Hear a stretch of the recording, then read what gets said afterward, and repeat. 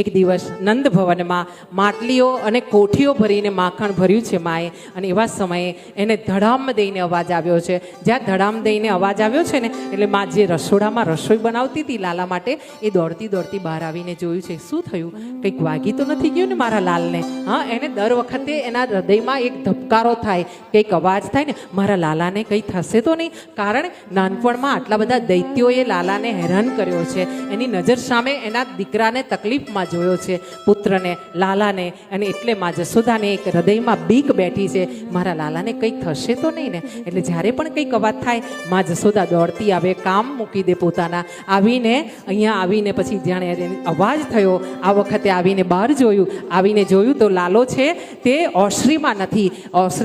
એટલે માએ અંદરના રૂમમાં જ્યાં માટલા મૂક્યા હતા ને, કરમાં જવાવાળા કંસને, ત્યાં એ માટલા પાસે જોવા ગઈ, ગોરી પાસે જોવા ગઈ ને, ત્યાં આ નાનકડો અમથો લાલો એની કમરમાં નાની નાની ઘૂઘરી વાળી કંદોરી પહેરી છે, પગમાં ઝીણી ઝીણી ઝાંઝરી વાળી ઝાંઝર પહેરી છે, હાથમાં કડલા પહેર્યા છે, અને આમ કોડીની માળાઓ ગળામાં પહેરાવી છે. નાનકડી અમથી મુગટની દોરી બાંધીને અને ઉપર એક નાનકડું મોરપીંછ માએ લાલાને પહેરાવ્યું છે. વાંકુડિયા વાળવાળો લાલો અહીંયા કોઠીની ઉપર ચડ્યો છે, અને કોઠીની ઉપર ચડીને લાંબો થઈને માખણ લાવે છે અને ચાટે છે, અને ચાટતો જાય છે અને નીચે પાડતો જાય છે. અને આમ જ્યાં માં જશોદાએ લાલાને જોયો છે, ત્યારે માને ગુસ્સો આવ્યો છે.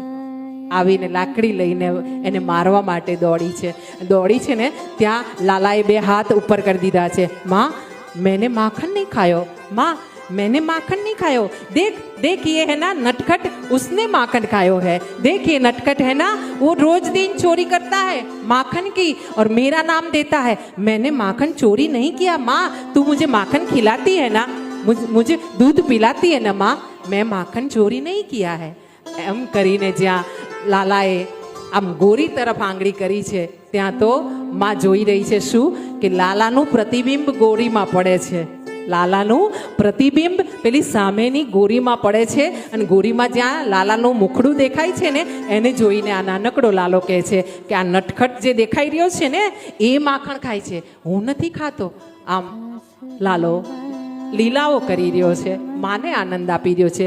આ જગતનો નાથ બાળક બનીને, લાલો બનીને આજે જશોદાના ખોળે જશોદાને આનંદ આપવા માટે જન્મ લીધો છે. હા, ભગવાને ઘણી વાર કીધું છે કે હું તો જન્મ એટલા માટે લઈને આવ્યો તો ગોકુળમાં કે મારી જશોદા આનંદ થાય, મારી જશોદાને આનંદ થાય. હા, એટલા માટે ઘણીવાર એવું પણ કીધું છે કે હું